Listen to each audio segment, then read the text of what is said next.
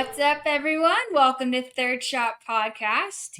If you have found yourself enjoying our show, please do us a huge favor and give us that 5-star rating. You can also find us on Instagram and Facebook at Third Shot Podcast.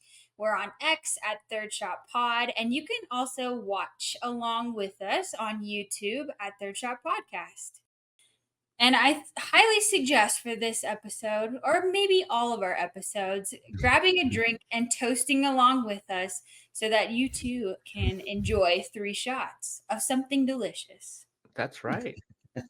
I'm ready to go. Cheers. Cheers. Cheers.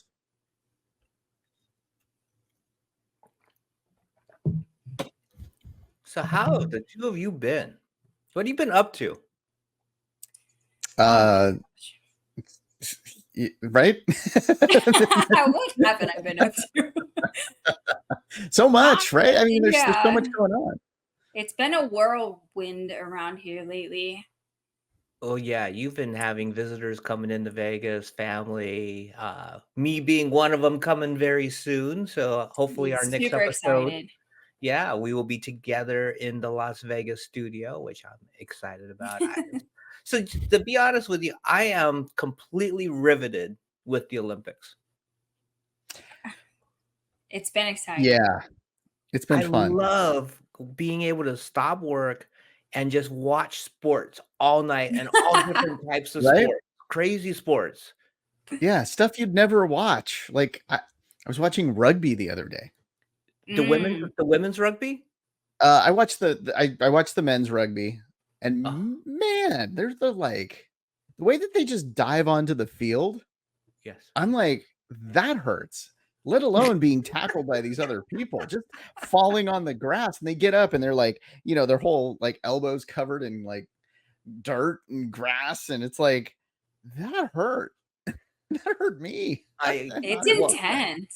It is intense. Yeah. I was watching the women's rugby, and I just saw the U.S. woman. She is a strong person, and she just stiff-armed the other lady and literally went flying. I mean, wow. She had no chance of tackling her. I was like, she just pushed her off.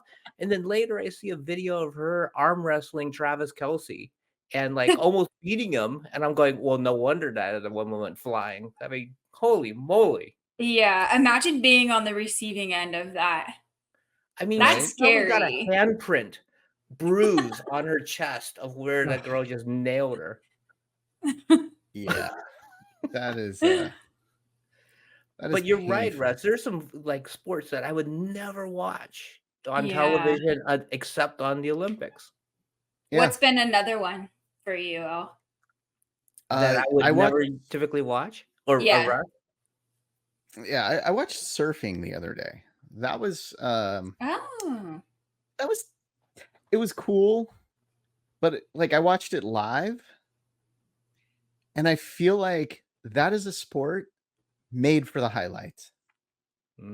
Trying to sit there and watch it, they just half the time they're just waving in the water and they're showing, photos of the water and underwater and all these different shots. And then they get up and they're up for 30 seconds or 10 seconds. And then, okay, another 5-minute delay or whatever.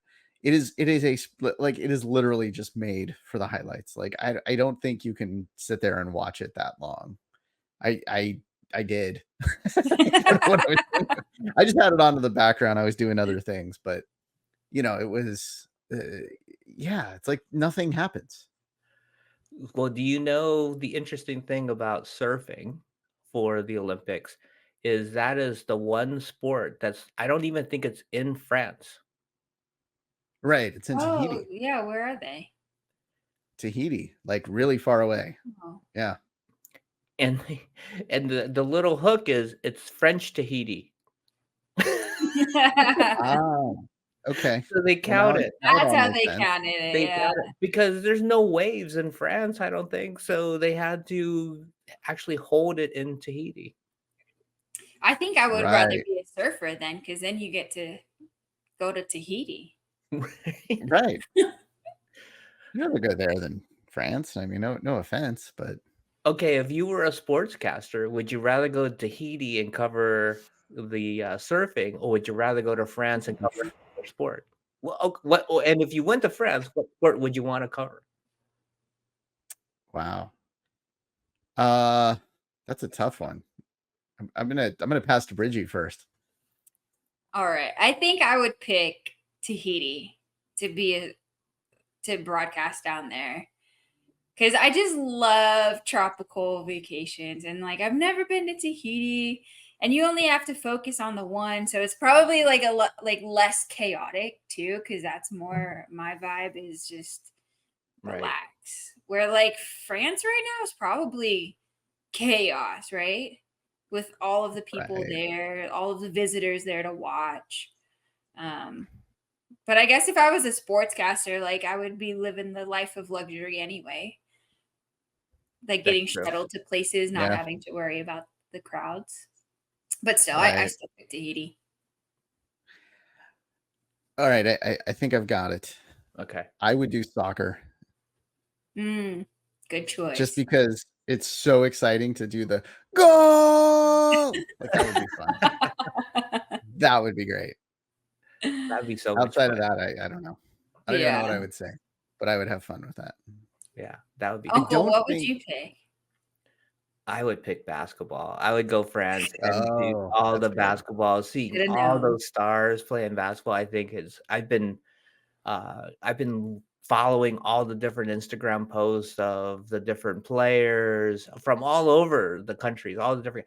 I saw this one picture. It was so funny because Wembanyama is the tallest player in the Olympics. He's 7'4". He plays for the Spurs and he's playing for Team France.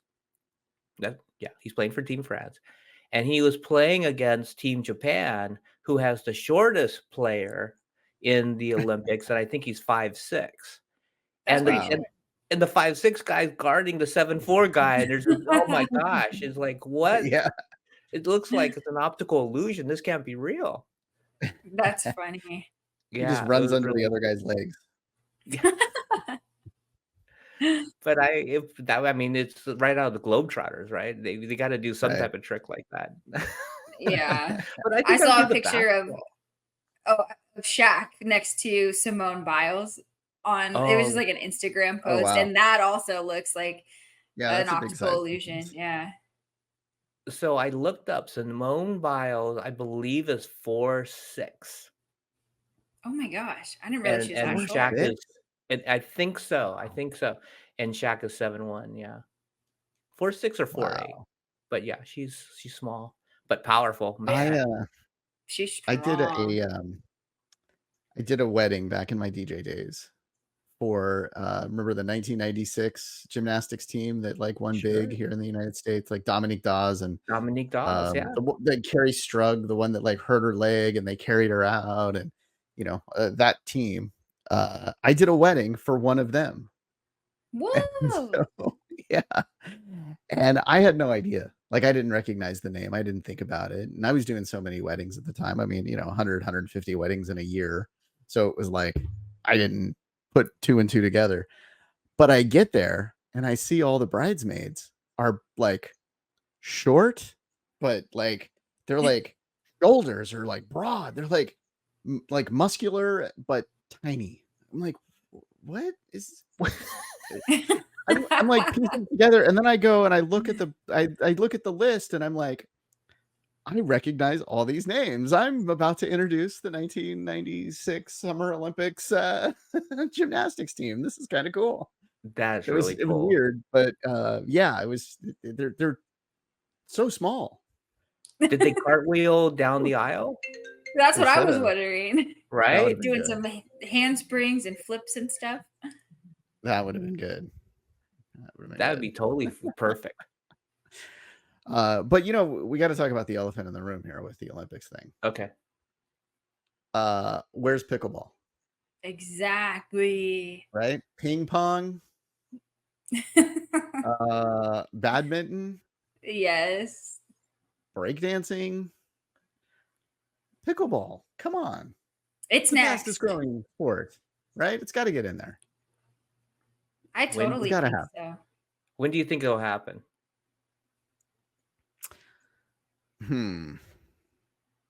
I would guess. I mean, don't you think it'll happen for LA for the next games in 4 years? That's what I'm thinking. I just wonder how many countries would be able to send a pickleball team.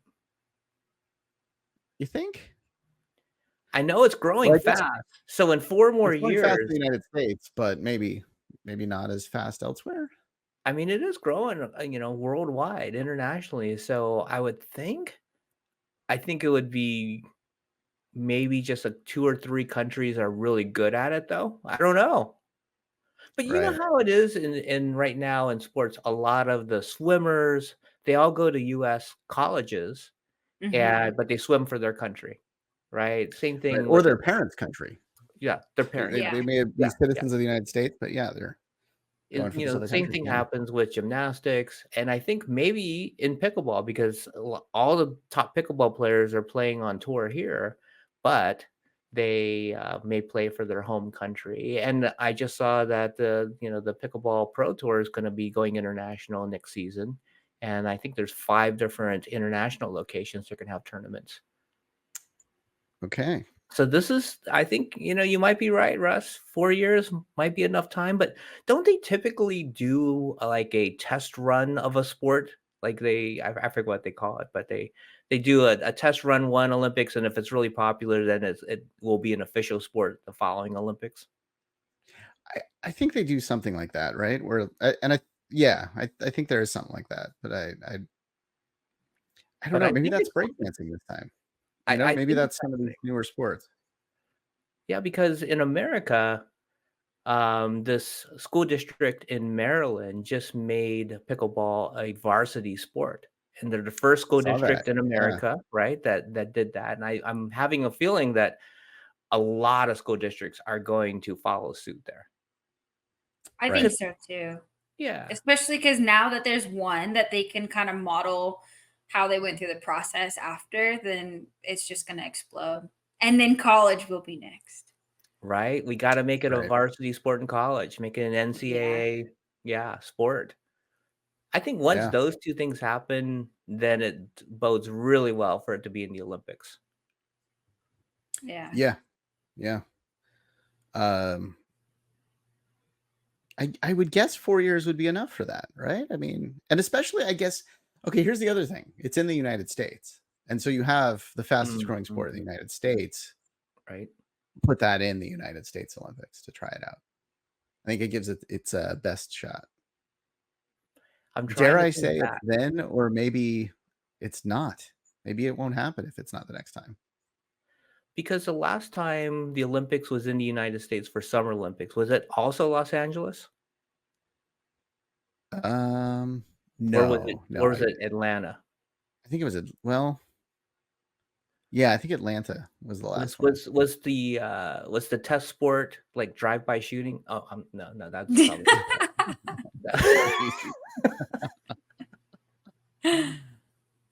All Uh, right, we're gonna petition. We are gonna make pickleball a sport in the Olympics. I think Third Shot Podcast by itself, we are gonna get it into the Olympics, so we can take credit for this. Yeah. I And we've like it. got a broadcaster already in training, Yes, Uncle There you go. Greg. I'm ready. Exactly. I got 4 years to, get my skills up to the Yes. Olympic level. We got to shop you around all of the different facilities, the pickleball facilities to Yeah. practice. Yeah. We should talk to Right. our next guest and see whether maybe I can get a couple of gigs because we have Rachel Hong, the owner of Craneway Pavilion, which is an absolutely gorgeous, gorgeous pickleball facility here in Northern California, coming on with us. So when we get through our little promotion here of come and follow us on Instagram, Facebook, X, our website, all those great things, thirdshotpodcast.com, Third Shot Podcast on Instagram and Facebook, Third Shot Pod on X. Please go follow us, subscribe to us. And as Bridgie said earlier, 5 stars never hurts anybody. And it really helps us. And as you do that, we will bring in Rachel. Rachel, how you doing? Welcome to the show. Thank you for having me, Uncle Greg. Yeah. Thanks You're so much for joining us again. And this time we get to hear about your new facility called Craneway Pavilion, which I've heard is beautiful. Uncle will not stop talking about how pretty of a facility it oh, is and how much gorgeous. he loves it. It's So, gorgeous. yeah, before we jump into it, let's do a little toast to Craneway. Yes. Here you go. Cheers. My Deep Eddy grapefruit and soda. Ooh. Ooh. Do you serve Deep Eddy at the bar at Craneway? Yes, we do. I bet you that's a popular one. Super popular. In fact, they're one of the sponsors of our Moneyball tournament and our MLP. So I'm always up to support them. Awesome. Well, we're gonna have to try some. What's your favorite flavor? Grapefruit. Yeah. In fact, our most popular drink at the club is called a Dirty Dink, and it is made with Deep Eddy grapefruit. I love that. That's awesome. Well, I haven't had the pleasure of going to see this facility because I'm all the way in Las Vegas, but I am curious. How did you get started, and what was the decision-making process like for you when you decided you wanted to open a facility? Yeah, super interesting. I mean, I think you guys know my history. I'm from Newport Beach, but originally I'm from California. So to do something up in the Bay like this was something we were committed to do if we were going to bring a facility in. And I kind of just immediately knew that there were just not enough facilities in the country to play pickleball. So, we've been looking around for a location, and I was just lucky enough to be introduced to Eddie Orton, who was the developer of the Craneway. And we were able to we were just lucky. I mean, I hate to say it, we were just very, very lucky. I mean, you are lucky to get that facility because it's right on the bay. And I mean, literally the ferry drops people off right at your front door. You look out the windows from, the courts and you see the San Francisco skyline. I mean, it is gorgeous. I fell in love with it as soon as I walked in and I saw the wall of windows and looking across the bay. I caught it on a beautiful day and I just saw the skyline. I said, "Man, this is perfect." Yeah, well, the history is it's an old Ford Motor Assembly plant. It went into disrepair many, many years ago and then was redeveloped as an event center. Um, and, post COVID events just really were something that weren't popular. So um, it was just, I was just put in the right place at the right time. Fortunately, my landlord is somebody who is committed to athletics and really kind of wanted to see something fun down in that area. So there we go. That's how it started. That's awesome. So, aside from pickleball, what else can people expect when they go to Craneway? So it's definitely an experience. I mean, it's just not a place to go hang out and play. You really kind of get lost in where you are. And it's interesting because people think of Richmond as there's a stigma attached to Richmond. So for the amount of people that we draw down in that neighborhood to see that this amazing piece of, our shoreline just sits there relatively, it's been unused until we got there. I mean, there were events, but there were only 12 events a year. The public didn't get access to most of them. So, when you walk in there now, most of the time people say, oh my gosh, who knew this was even here? I mean, people just really had no idea unless you were right from Richmond. I get so many people every day that just walk by that are local and say, oh my gosh, I have never seen anybody in here. And this is so great. We are open to the public, so you can be a member. It's significantly less expensive to play, as we all do most every day, if you're a member. But you can walk in and play for the full day. You can come and not even pay and come in and play ping pong for free and sit and eat at a restaurant or have a drink at our bar and enjoy the beautiful shoreline. So we're kind of a unique facility that way. I almost refer to us as a glorified community center, because it's a place where when you walk in, you're going to see all different kinds of people playing ping pong, sitting there waiting for the ferry, keeping warm, lots and lots of pickleball. So it's a really unique facility. Yeah, it really is unique. I mean, I've gone to different pickleball facilities now, in different areas, and nothing can, rival how good the views and just the vibe is. Other places, are pretty much strictly pickleball. You do have the chicken and pickles where it's food, and pickleball is a little more of a social vibe. But what you have is absolutely gorgeous. And you were saying how lucky you were to find that spot. You were, but it hasn't been all easy, has it? I mean, you've had some challenges trying to get this place open, and I know you've kind of shared a little bit. I'd love for you to kind of share with our audience some of the things that you've had to go through to accomplish what you did. Yeah, it was very, very challenging. In fact, I think the challenge made me want to succeed and do it more. It just is. It, I mean, Greg, you've been there. When you walk in, it's almost hard now to see anything other than pickleball. I mean, what else goes in that space other than what we have that draws as many people? Um, but I've talked so much about the challenges, and I'm happy to keep discussing them. But this was a historic building.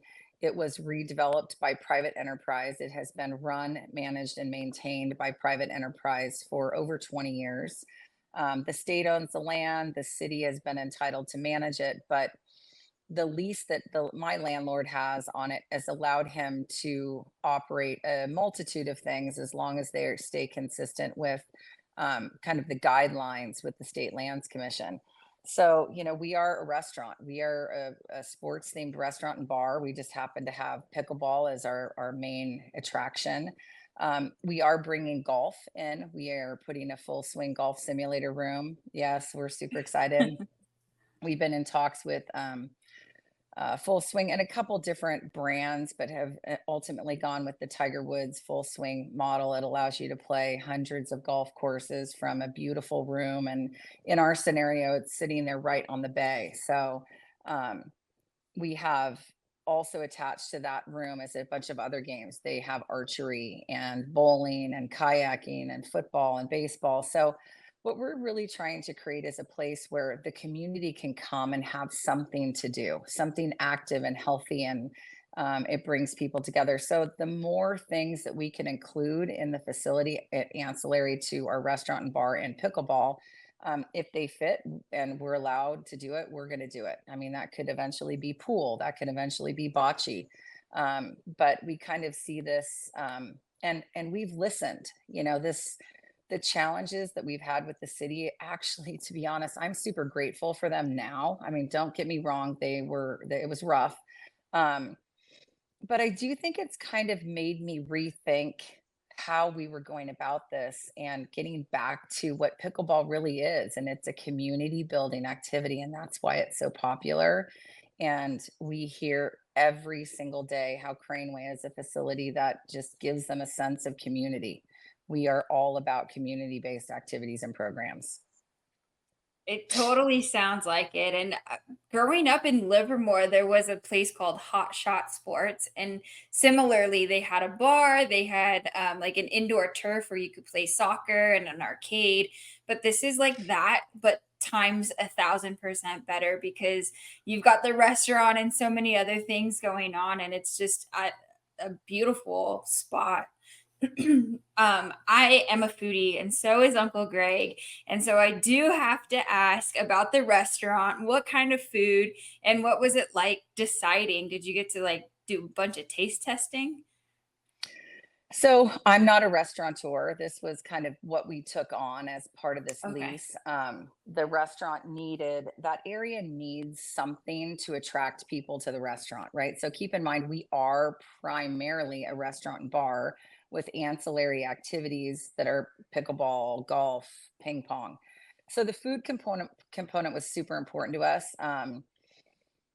I'm from the Bay Area, so to me, it felt very San Francisco Bay. It felt like seafood and clam chowder, and it felt like that's kind of the direction we should be going in. But to be honest, I think you have to kind of read the room and like know your neighborhood. And while we are going to start bringing in other like higher end dinner components, we are a gastropub. We're burgers, we're Reuben sandwiches, French dips, things that you can just jump off the ferry and have a quick bite and a drink with your family. Play pickleball, have a salad, jump back on the court, and then not play pickleball at all. We host a ton of events there, pickleball and unpickleball related. So I'm actually super excited to announce we just brought on a new chef. He comes from Skywalker Ranch. Oh, He is an amazing, amazing chef, and he's bringing some kind of elevated dinner experiences. But we'll never get away from the fact that we're a family gathering place where you can go get comfort food and walk the Marina Bay Trail, take the ferry, or jump inside and play some pickleball. yeah. When I went there last time and I had lunch with a friend, we got the French dip and the burger. We split it, so we got half and half, and both were absolutely delicious, delicious. Um, One of the cool things is I got to reacquaint with Milo, who is now over with you. I've known Milo for a long time now through the pickleball community here in the Bay Area. Tell everybody about what you're doing for instructions and leagues that you're doing at Craneway. Yeah, so my goal was to have a bunch of choices in pros, not just one. I think that one pro doesn't appeal to all people. We're really focusing on developing a junior program, so bringing somebody in that's focusing on that. Milo is a great player. He's native to the Bay. He's known in the area. We have Coach Kari. She's amazing. Michelle. We've got a couple young new coaches coming in, which is really kind of exciting. And I love the idea that we have a pretty strong guest component where we're bringing in guest coaches, guest pros to come in and give our members the ability to kind of have a broader exposure to pickleball instruction. Um, You had Pickleball Lee instruction is Whitwell, so, who has been on our show before, and she's the best. We love Lee. yeah, we've had James Ignanowicz on over to the facility. We've had Lee, who, she and I are very close friends. And we've got some other really fun guest pros in store. Planning a couple pickleball excursions out of the facility, which will allow us to do some club share. So other clubs around the country can come visit Richmond and experience our facility, and we're going to be doing the same. And that's what I think is, I think, unique to my feelings about where this sport should go. I'm about uniting facilities, not having this competitive feeling between them. I think that clubs should embrace the fact that people are playing everywhere, and to be able to support other clubs is super important to me as well.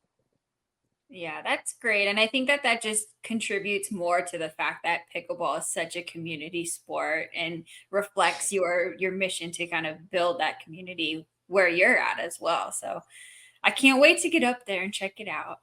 You Uncle did have to. also, I do, yeah. Uncle mentioned too that you have a pro shop at the facility. What's the vetting process like on getting products into your shop?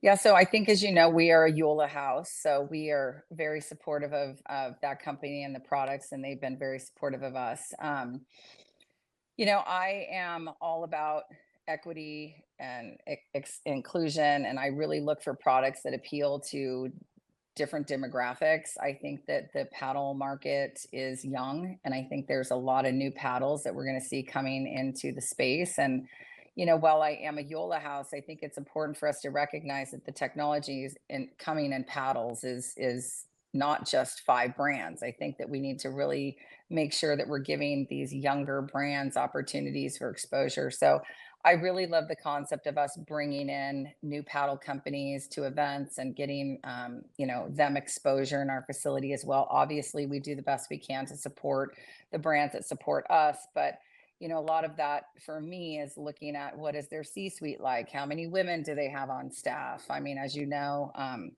being the founder of the Women's International Pickleball Association, I'm incredibly focused on making sure that the sport stays equitable and inclusive. And that's not just from an on the court standpoint. This is also, for me, where are we going from a corporate perspective? Who is driving the ship? How many women are involved?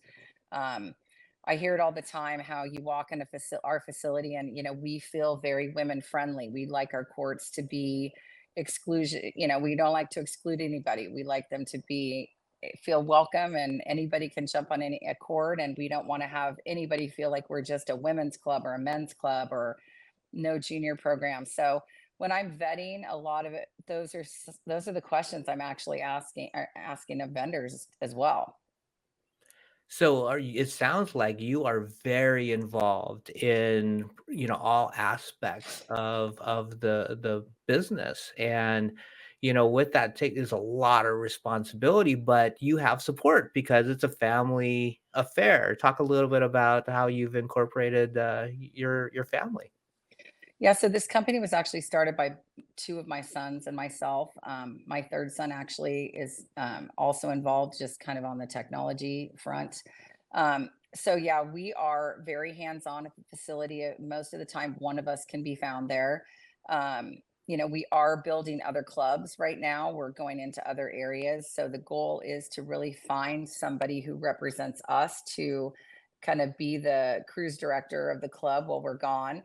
And I say that because I do think that's what it takes. It takes a friendly face, somebody who knows everybody's name like we do. And, our members and guests feel like they can sit down at a table with us and you can find us on the court with them or eating in the restaurant. So that's kind of a hard thing for us as we move to other clubs. Many of these clubs have disconnected ownership from the Mm. clubs. And while, they would probably argue that's the smartest way, I feel like it just I don't want my clubs to never feel like we're there or caring or they're able to pick up the phone or knock on an office door or find us at the bar or the restaurant or on a court.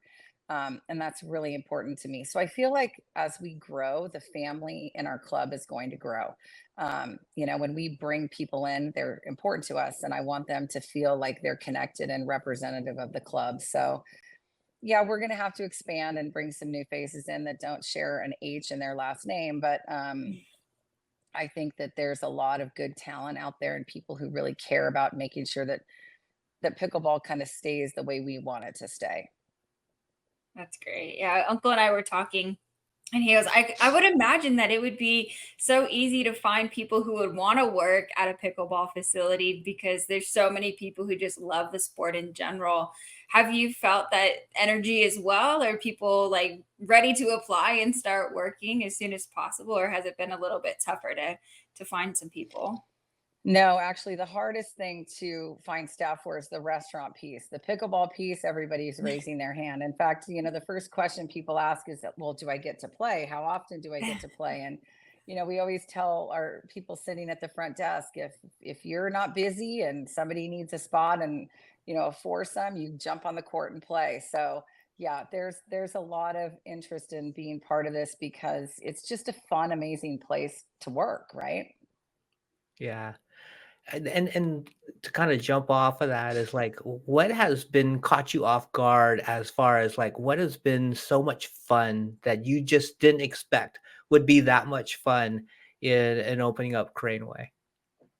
Well, Craneway in particular, I think it's the idea that we were forced to focus on the public. A lot of times you look at these businesses as, a bottom line, a pro forma, how, members and programming and all the numbers. And this facility really made us stop looking at that first and figure out how we were going to involve the local community. I think it's translated on the dollar side, which is like old school math that my kids don't get because they come from finance backgrounds. But focus on the right things and everything else has come. It's really kind of been the case at Craneway. We've had to focus on community first. Yeah. So for our listeners who may be in the area or even just curious minds who want to see what this facility looks like, where can they find photos or kind of follow along with the journey? Yeah, so you can find us online at the cranewaypavilion.com. There has been, a lot of news surrounding us, so it doesn't take long to find us in a Google search, I'll tell you that. But we are located in Richmond on the Marina Bay Trail, right on the San Francisco Bay. We are steps away from the ferry access, so getting there from San Francisco is super easy. We have a ton of in addition to a ton of local members and guests, we're extremely accessible from Marin County, Contra Costa County, Walnut Creek, Concord. But we really do have people coming from all over. You know, we are doing we do a happy hour every Tuesday, Thursday, and it's been very, very popular. And we get people from Vacaville, Fairfield, Napa, Santa Rosa, Healdsburg. It's crazy. People have really started those. Those have been some fun nights because people come from all over. Well, speaking of happy hour, let's finish this conversation with another shot for you, Deep Eddy. For me, Yes, soju. thank you. Rachel, thank you so much for coming on and sharing something special that you really have at Craneway. From the first time I walked in, I've been just, telling everybody that I talk to that if they haven't been there yet, they got to get over there and check it out, and they will be regulars.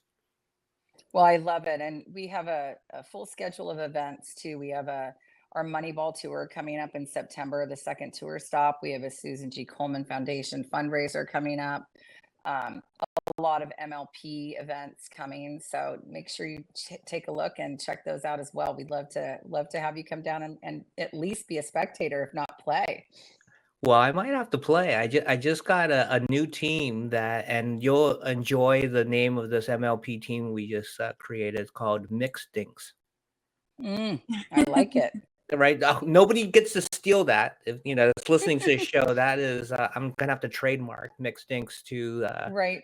the Third Shot podcast. But yeah, we're gonna be the Mixed Dinks. So keep an eye out for that team name at your next MLP event. For sure. Well, thanks for having me, guys. Thank Thank you you, so Rachel. much.